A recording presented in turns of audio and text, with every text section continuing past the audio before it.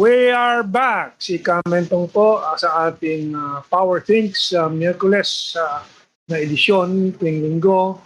Ito ang edisyon natin sa ika-siyam ng Hunyo. And of course, nandito si Maestra Ana and Maestro Ado Paglinawan. Babati po muna sa inyo.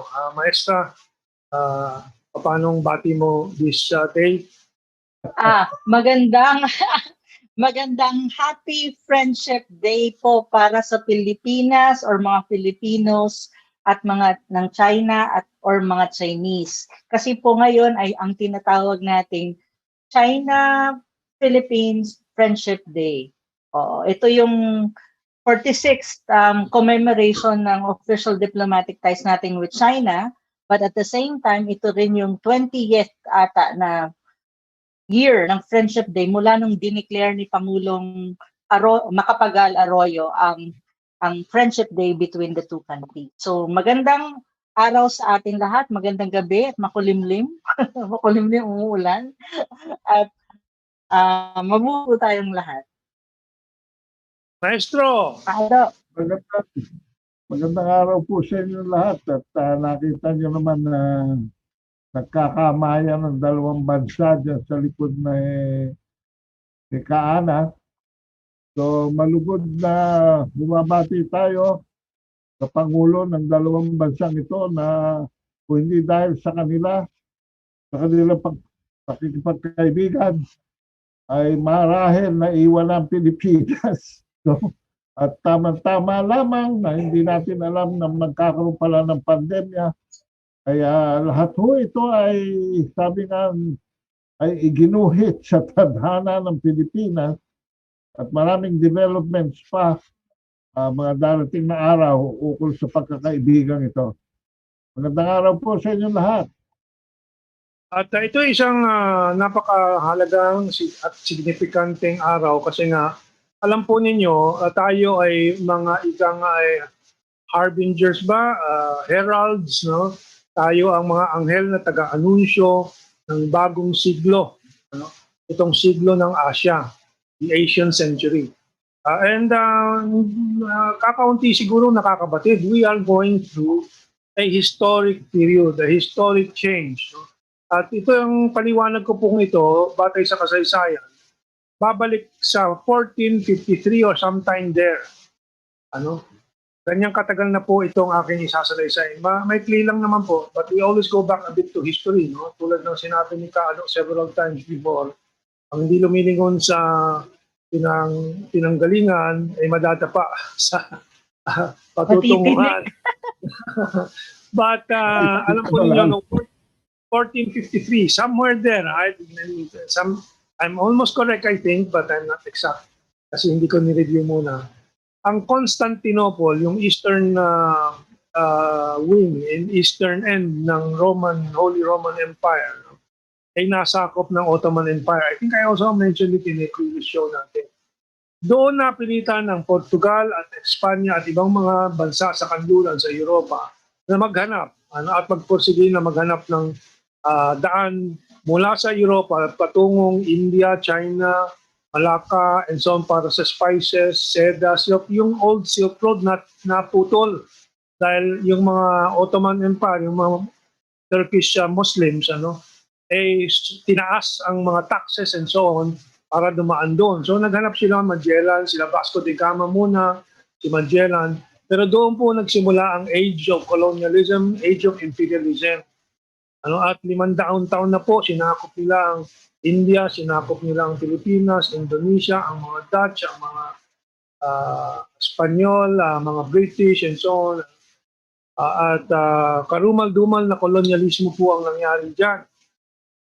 Pero ngayon po, dito sa ating 21st century, Asian century, sa tulong ng China po, ayun, pinlas ulit ni Diyos sa screen natin. No? This was during the anniversary itself, no? May 29, the fall of Constantinople. So sariwa pa po yan, that was just 2 weeks ago, we're June 9 now. But ang kahulugan po niyan sa siglo ngayon ay lahat ng mga bansang nasakop ng Western colonialism ay talagang simula na po ng tunay na paglaya nila. Tulad ng Pilipinas, sinakop ng mga Espanyol at then mga Kano na pumatay ayon kay E.R. San Juan, isang historian na ngayon, Pilipino historian ngayon na nasa Estados Unidos na siya. 1.4 million ang napatay at pinatay doon sa Phil-American War ng mga Amerikano. Yung iba, of course, pinatayan sa baril, pagbibitay, etc. Pero karamihan po dyan na matay sa gutom mga Pilipino. Hindi alam ng marami ang kasaysayan kasi dito, hindi tinuturo lahat ng katotohanan dyan. No? Bakit namamatay sa gutom? Kasi po pinapatay ng mga American soldiers ang mga kalabaw para nga magutom at hindi makatulong sa revolusyon ng mga katipunan noon. So now, of course, liban sa Pilipinas, Africa, lahat po sa ang Belgium, ang pinatay po ng mga Belgians doon sa anong bansa yun? Is it Namibia? I get the countries mixed. 10 million po, 10 million. Pero ngayon, dahil sa pagbangon ng China, at hindi lang sa pagbangon, dahil sa filosofiya ng China ngayon na tulungan lahat ng mga bansa sa pamamagitan ng kanyang Belt and Road Initiative, yung development ng infrastructure, agrikultura, transportasyon, ang mga bansa, tulad ng mga bansa sa Africa, ay bumabangon na rin. Kaya biglang nagkakonsensya ang mga Western countries. Last week, I think we reported, or a week ago, France nag-apologize sa Rwanda, sa genocide nila, or participation nila sa genocide. Ang Germany nag-apologize sa Namibia. Yung Belgian pala is Congo, Democratic Republic of Congo ngayon. Yung Germany nag-alok ng 1 bilyong euro na tulong sa Namibia na dating kanilang sinakop at daan-daan libo kundi milyon din ang napatay sa mga genocide. Bakit biglang nagkakonsensya sila? Because ngayon po, dahil nakakabangon ng Africa, natatakot sila maiwanan na sila ng Africa at ng China. Well, that was what I tried to explain sa APCO webinar. Anyway, now that we've started with history, let's go back to Philippine history also. Salamat sa Project Binta, at ito ay pinost nila. Si Ricarte pala sa noong Hunyo 7, taong 1904, General Artemio Ricarte began his 7.5-year prison term at the old Bilibid prison, now Manila City Jail. He was convicted of illegal possession of firearms and rebellion after attempting to overthrow the U.S. insular government of the Philippines. He is noted for being the only Filipino general who never pledged allegiance to the U.S. until his death. Yung iba po, kahit na si Mabini ay nag-pledge na ng allegiance kasi talo na talaga, tinanggap na. Pero si Ricarte po, hindi niya tinanggap. Nung na-release siya noong 1910, inalukan ulit siya ng mga Amerikano na amnesty pero tinanggihan din niya. And then, kaya siya na-deport naman sa Hong Kong. Talagang matigas ang loob nitong si Ricarte. He later moved to Japan in 1915 and there supported the imperial ambition of Japan in an effort to free the Philippines from the Americans. Ganyan ang galit niya sa Amerikano, ganyan ang resistance niya. In fact, umuwi siya after the Japanese occupied the Philippines, but of course, wala nang sentimiento para sa kanya ang mga Pilipino dahil mali ang approach ng mga Hapon sa East Asia Co-Prosperity Sphere na project. They use violence, they use occupation of countries. Ang China po ngayon ay itinataguyod ang community of shared future for mankind sa pamamagitan ng economic upliftment, sa pamamagitan ng infrastructure development. And yun po ang kaibahan at yun po ang ikinagagalak ng mga Africans and ASEAN, na may RCEP po China, and the Middle East, and ikinagagalak ng maraming bansa sa buong mundo. Siguro 50 countries at least have received donations of vaccines from China and exports of, I think, 350 million doses already to around 100 countries. So yan ang some items on history.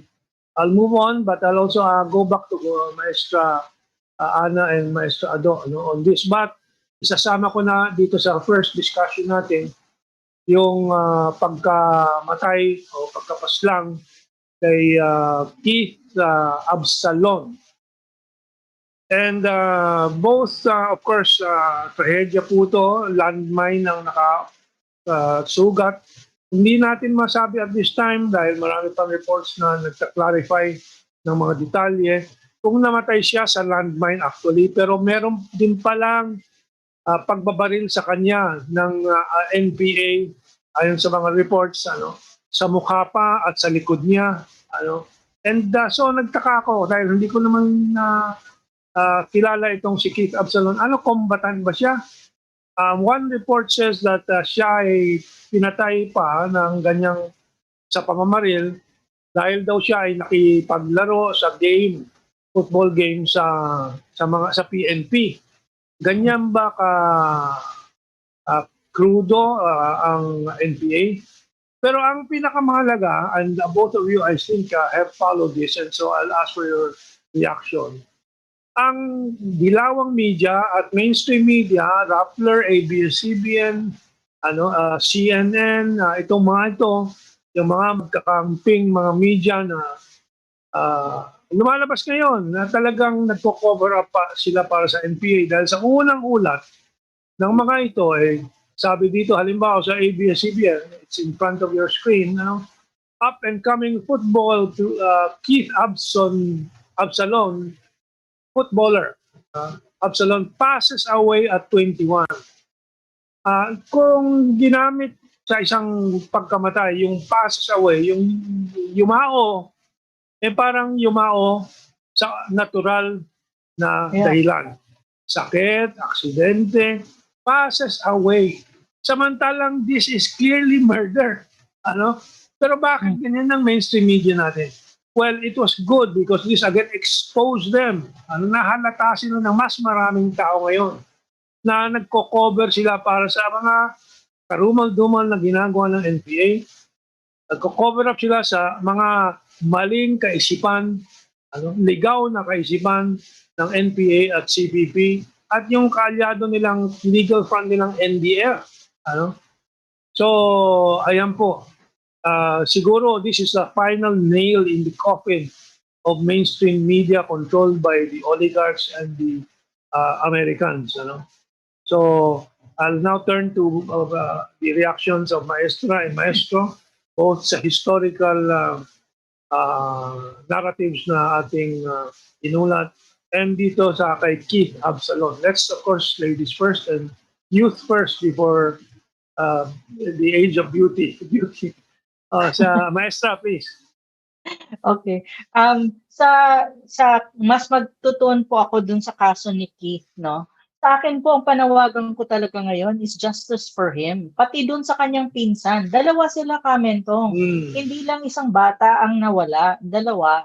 Tapos ang unang mga report nga, landmine. Yun kasi ang mahirap sa mga NPA Naglalagay sila ng landmine kasi for them, it's like protection on their part. Pero ang problema nila, hindi nga nila alam kung saan nila nilalagay yan Nakakalimutan nila. Pati yung mga areas na dapat naman hindi na, those are civilian areas na kung saan-saan sila naglalagay niyan. Kasi kung saan-saan din sila punta ng punta sa mga lugar na supposed to be dapat. Kung bundok kayo, dito sa bundok kayo, huwag kayo sa Kasi ang dami nilang nasasagasaang mga tao. Ito, bata ito At saka ang future nito maganda kasi magaling ito sa football. Supposed to be dapat, papasok yan, nasa FEU na yan dapat Tsaka naglalaro. Alam mo yun, magiging pride ng Pilipinas kasi magaling Tapos bigla na lang nawala dahil sa landmine or binaril dahil nakipaglaro sa PNP. Sobra na yan Sobra na hindi ako actually nagko-comment on anything that has something to do with NPA vocally But this time around, I really feel angry. This is not anymore okay. They really have to be wiped out if that's the solution for them to stop. Kasi hindi sila tumitigil And they claim it naman Inamin nila po na Sila may kagagawan. At saka nanginirita din ako dun sa mga politicians, especially yung ibang senador dyan, na ang daming sinasabi na we need justice for Keith, da, da, da, da. But on the other hand, they want to defund NTFL-CAC. That's really, tawag nito, hypocrisy. No, you're so hypocrite to say na, oh, justice for Keith and all that. But at the same time, you say, oh, defund natin ang NTFL-CAC. They don't even know that NTFL-CAC is one of the solution para wala na yung communist insurgency na pagkatagal-tagal na. And I think the government will be investigating this. Kasi sobra na ho bata yan Pagdating na sa mga bata, I really have, my heart is too soft kasi I've worked with children when I was abroad. Children who tawag nito, yung sobrang victim ng atrocities. I've worked with them. Alam ko kung gaano kahirap yan. So pagdating sa mga ganitong issue, I don't vocally speak against them kasi marami namang nagsasalita against them, doon ako sa ibang issue. Pero this time around, I'm calling for President Duterte and the government to investigate and make it sure that those perpetrators should be called upon and be brought to justice. Kasi sobra na to. It's really high time. It's really high time that communist insurgency has to end in this country. Kasi ang dami ng biktima. Hinahunting na ni General Parlade, may mga reports siya. But let's go to Maestro. I don't know if Maestro already got the post from some sources na itong si Teddy Casino daw ay pinupuri ang NPA for admitting the mistake, as if that is something that is worthy of praise. Kaado, please, go ahead. Well, tama siya, sabi mo ka, Mentong, for the first time, naglabas din ng social media post ang National Democratic Front apologizing for this, no? But how can they apologize?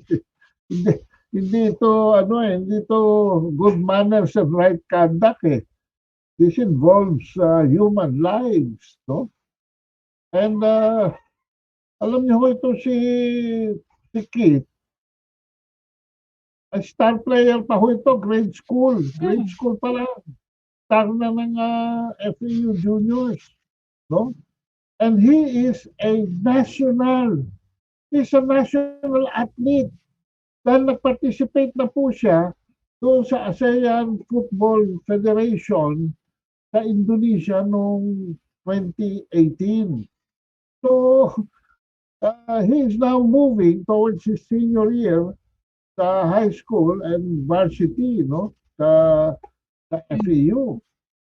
And dumanak, nag-viral sa social media ang pakikiramay, no?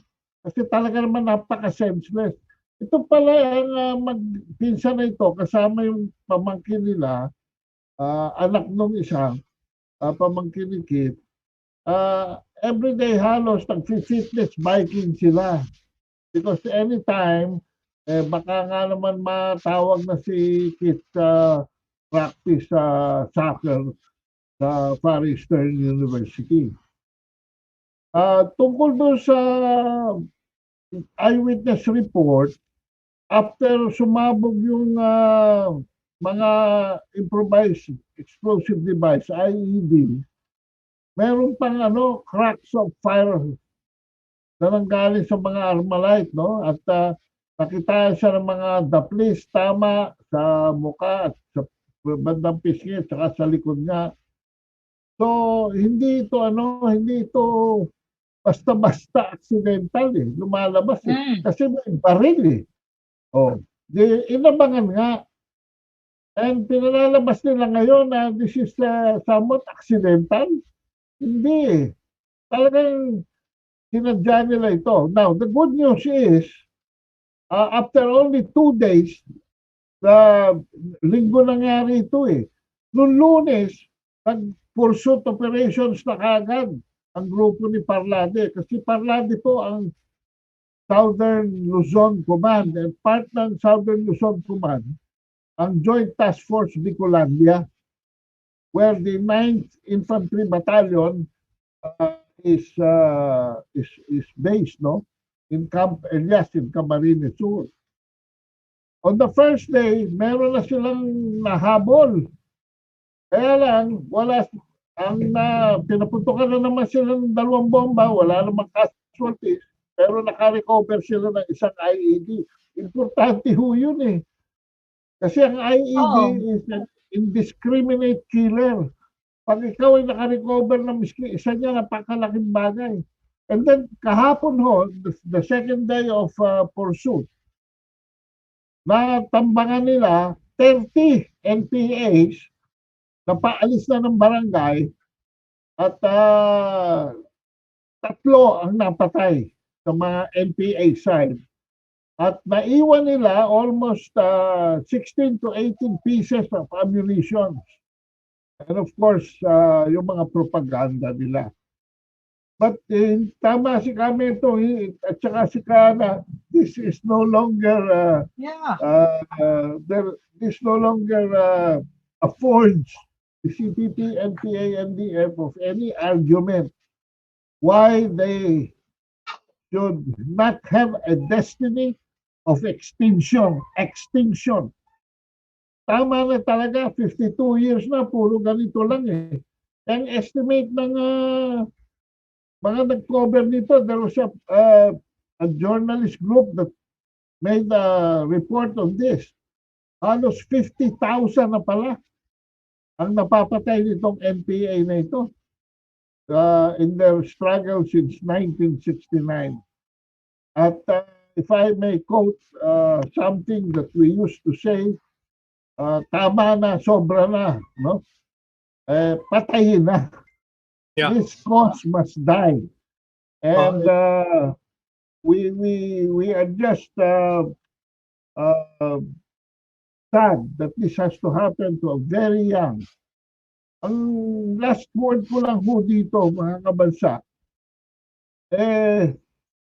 with its back to the wall, the Communist Party of the Philippines political wing issued pa this statement. We extend deepest sympathies to the Absalom family. Tapos sinabi nila, we are awaiting the results of the investigation into the incident. Sus Mariones. Ano ba naman yan? No? So, ang final words ko lang po dito ay wala na pong exit pagka sumunod pa kayo sa mga kasama nyo dyan sa Communist Terrorist Group. Meron naman pong balik-loob program and 27 government agencies are waiting to welcome you so that you can go back to normal life. So while you are still have breath, no, left with you, buhay pa kayo. Meron naman hong pagkakataon magkapagbagong buhay. So not only the law enforcers, but the entire country would like to welcome you back to normal society. But the next move is yours. So kayo mga nandiyan pa, nagpipilit, well, there is an exit, a graceful exit, and a new life waiting for you. Yes. And so ito po ilang very, very relevant reactions, no, from Enrico Abehar. Sa headlines pa lang nila, meaning the mainstream media, alam na natin, nasa side sila ng NBA. From Wesley Gautan, i-fund the Senate na lang. No? And dito rin sa kabila, sa YouTube, let me see, si Tasio Del Mar, maraming comment tungkol sa takeover ng Constantinople. The fall of the Byzantine Empire was a key event of the late Middle Ages. And during about Ricarte, during the Terceros Convention, Ricarte was unanimously elected Captain General and received a military promotion to Brigadier General in Emilio Aguinaldo's army. Maraming interesting comments dito. We'll get back to them a little later. Ihahabol ko lang po itong na-skip ko kanina, yung post ni Crisette Laureta Chiu, no? Tungkol sa One Sambayan Candidate Chapter. Yes. Nakita mo na rin yun na reaksyon agad kay Maestra kasi andito kasama po sa programa mga dinadaos ng One Sambayan o Sampayan, sabi nga ni Ana, One Sampayan Canada chapter, ang mga kanilang mga panauhin sila Lloyd and Nicholas Lewis, kaibigan ni Kado. And then si Professor Rolando Simbulan, ito'y nakakainitan kami kuminsan sa Diliman Book Club at ibang mga fora. NDF po yan, anak ng kasama ng mga militar na nagrebelde noong panahon ni Marcos, si Dante Simbulan na ngayon nasa Estados Unidos na. And kasama sa mga congratulatory messages nila na marinig po nila o babasahin doon ay si Chair Antonio Carpio mula sa Manila and Professor Jose Maria Sison mula sa Netherlands. So ayan po nakikita natin kung paano nagkukumpul-kumpulan yung mga kawawang wala nang pansin ng bayan. Pero nagsasama sila sa mga kaalyado ng Amerika, Canada this time. Yung si Jose Maria Sison nasa Netherlands. So mukhang alagang-alaga rin sila ng mga Amerikano at ng NATO at nitong mga so-called Western Alliance. Baka meron kayong idadagdag dito kasi si Maestra Ana nag-react kanina kaagad. Maestra. Kasi kailan ko ba yan? Isang kahapon ata. Pagkagising ko sa umaga, pagtingin ko agad ng Facebook, yan ang bumulagta sa akin, pero si Mark Lopez ang nag-ano. So sinare ko agad dun sa isang page. Sabi ko, klarado ba? I mean, obvious ba? The yellow, the reds, the pinks, and nagsasama-sama. I mean, come on. Wag mo kamulat, but kalimutan pati red, white, and blue. Sabi, sama-sama na sila para lang. Are they so afraid that, they will not win in this coming 22 election and they have to be together forever? Though sometimes nag-aaway-aaway din sila. But, very obvious, no? Hindi ko maintindihan. Pati si Joma ay invited nila. Pero anyways, very obvious na po yan na, the Reds are with them. Saka meron pa nga yan kasi dun sa, ngayong si Lenny pala kasama din, Nery Colmenares, andyan, oo. Saka ang chair nila pala si Justice Carpio with special participation of Marias, Joma, Jose Maria Sison, OMG. Yeah. Maestro. Ang masabi ka, OMG. OMG. Well, congratulations kay Lloyd and Nicholas Lewis. Mukhang palipis na ng palipis ang kanyang following even sa United States. Report nga ng ating kaibigan si Arnaldo Valera, sinisimulan na nila na mag-sign up din for purposes of returning the Filipino-American community. Alam niyo, noong panahon ni Marcos, yung mga state commandos, mga iba rin dyan, mga pulahan, nag-conglomerate sila dyan, no? Under the movement for Free Philippines, the Ninoy Aquino movement, and of course, ang National Democratic Front. Very famous dyan sa San Francisco at New York, na sila nandyan. Ay nagtayo sila dyan nung mawala si Marcos, naging dilawa naman, and Attorney Valera has an insight na dapat ilagay natin ang Filipino-Americans because nasa ibang bansa sila sa middle, either left of center or right of center, hindi extreme left or extreme right. And tama yung kanyang direksyon to start to sign up na bubukas. Kaya nga humihingi siya ng tulong sa ating paminsan-minsan na yung mga interview ay bigyan siya ng kopya. And I sent him a copy of the interview, almost 2 hours that we had with him. Yeah. And hopefully itong sila Lloyda, who are now exposed for what they really are, no? Ay matauhan na rin kasi matatanda na ho tayo Tigilan muna natin, no? time out muna for development, time out muna for the Asian century.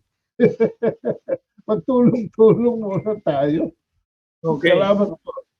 So let's move on to something positive, constructive, progressive, at may benepisyo po sa bayan, sa mundo. Ito pong bisita ng Chinese Embassy officials kay PNP Chief General Guillermo Lorenzo T. Eliazar. So habang ito, nakikita natin yung mga headlines natin, yung mga kasong tulad ni Keith Absalon and so on. No, there are good things happening. We want to keep reminding the people that the Philippines and China continue to build a better future for everyone, particularly para sa Pilipinas. So yan po, sa harap po ninyo, sa screen nyo, si Consul General Wang Ye during the courtesy call at the top cops office. Kasama rin po si Federation of Filipino Chinese Chamber of Commerce incorporated in the international. External Affairs Committee Chairman Nelson Guevara, Vice President Victor Lim, President Henry Lim Bunyong, Consul Zhang Xiaofeng, and Consul Deng Hongwei, and Federation Board Member Tiong Rosario. So, well, that's just a point of information. We'll ask for reaction if any later on. But as I said, these are the good news of cooperation, constructive interaction, engagement. No? Si Ginoong Chito Santarman, ang ating ambassador sa China, sa Beijing, ay nakipag-meeting noong Hunyo 7 kay China's Foreign Minister Wang Yi upang pag-usapan the state of Philippine-China relations. Siyempre, kasama dyan yung mga vaccine donations, vaccine deliveries, yung Code of Conduct on the South China Sea, pinag-usapan din nila. So these are the continuing good and constructive news. And so before we go to the aspiring and presidential pretenders sa Pilipinas na maraming sinasabi ngayon, I'll go to Maestro first. Kababalik lang ni Maestra sa upuan niya. So Maestro, meron ka bang maidadagdag dito sa meeting ni Chito Santa Romana at ni Eliazar with PNP Chief Eliazar with the Chinese Embassy? Tama-tama ang dating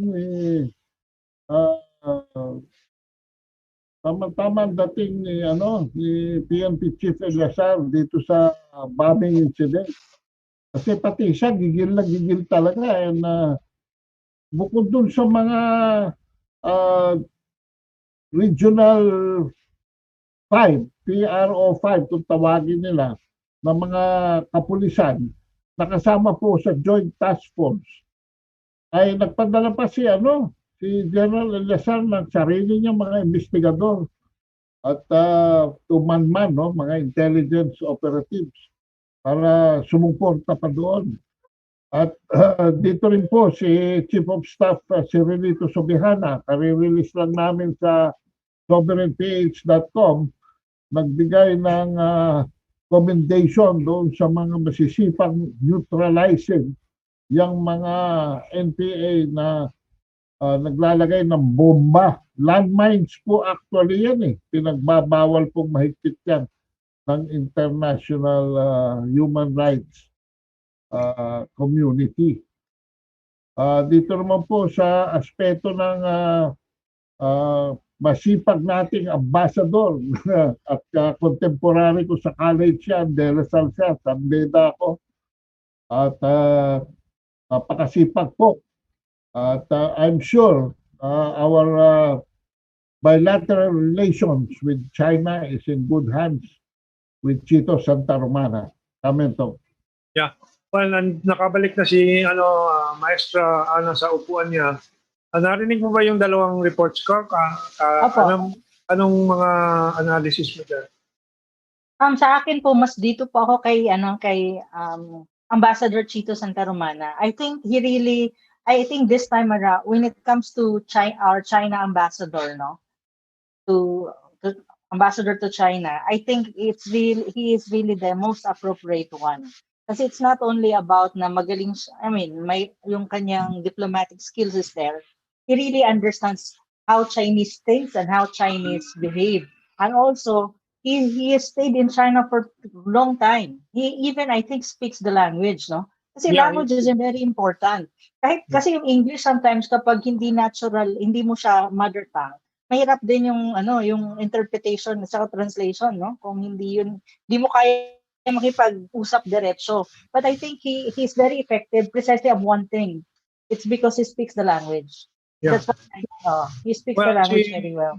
when I entered LaSalle in 1971, I was freshman, of course, and si Chito Santaramana, ang student council president at that time, I think he was a fourth year already, and so yan ang unang nakasalamuha ko when I entered entered the university. Nag-UST before that, engineering sa UST. And then I became active sa student council, also into the activities with Chito Santaramana. One of my first assignment was to join the Agrifina Circle Farmers Rally, yung Federation of Free Farmers. So doon nagsimula na ang career ko sa activism. It was a sort of a career. But Chito speaks Mandarin. He is married to a Filipina Chinese na kaskwela ko sa high school 1 year after me. But while we were one of the fervent supporters of Chito's appointment to the ambassadorship sa Beijing under President Duterte, although maraming opposition sa kanya mula sa mga amboys natin dito sa Pilipinas, pero si Presidente Duterte naman talaga may wisdom dito sa foreign policy. Ang importanteng gusto ko yung ipaliwanag na ito ay isang ambassador na balanse at malinaw po ang kanyang pagtataguyod ng interes ng Pilipinas. Pero marunong din siya magbalanse. Hindi tulad ng Philippine ambassador to Washington na kitang-kita at pinapakita niya ang pagka-pro-America niya, yung si Dave Romualdez. That is not an appropriate ambassador for the Philippines to the United States. But, well, it is ultimately the wisdom of the president whom he appoints. So, but it must be expressed na yung ambassador natin sa Washington ay napakasama pa sa Pilipinas, unlike si Chito Santaramana. Anything else to add? We'll go to the exciting part now. Yung mga nagpoposturang magpresidente pero kunwari hele-hele, nagtatago sa likod ng kung ano-anong mga issues.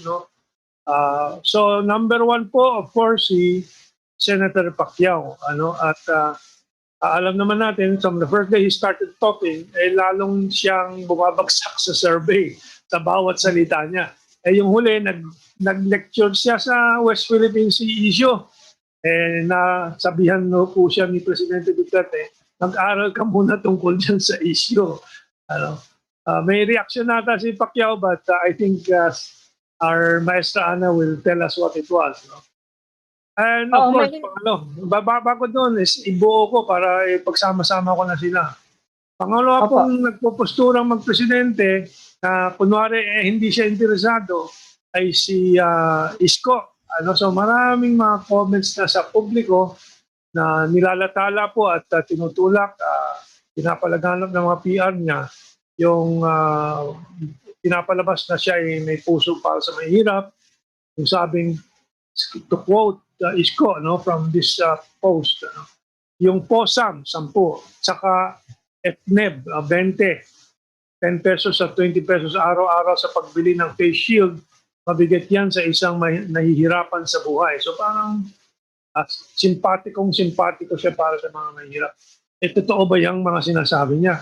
Ako yung face shield ko, siguro 6 na buwan ko nang ginagamit, balubulokot na. Kaya pag nandun tayo sa TV show natin, kailangan palitan ng studio, di ba? Kasi talagang hindi naman natin inaaksaya ang pera natin. May kaya man o wala o hirap sa face shield na we reuse it. So, pumalpak si Isko dyan. And sa mask, ako marami akong mask pero nasa bulsa ko. Kung may malimutan ko, may cloth mask ako. Yung cloth mask ko, 1 taon na po sa aking bulsa, sa aking pouch.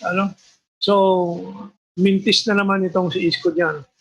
And the next one, si Pinky Lacson. And naglabas na naman para malabas siya sa mga pahayagan. Itong si Lacson na meron daw undersecretary sa gobyerno na nagtatayo o building troll farms using government funds. Nagre-recruit ng mga troll, nagtatayo ng mga parang call centers para mag-social media at mag-troll. Unang-una, kung totoo yan, bakit hindi niya ibigay ang pangalan? So doon lang halata na umiepal lang siya. Palpak na naman. Akala niya nakakaganda sa kanyang imahen, nakakasira po. And finally, itong balik kay Isko.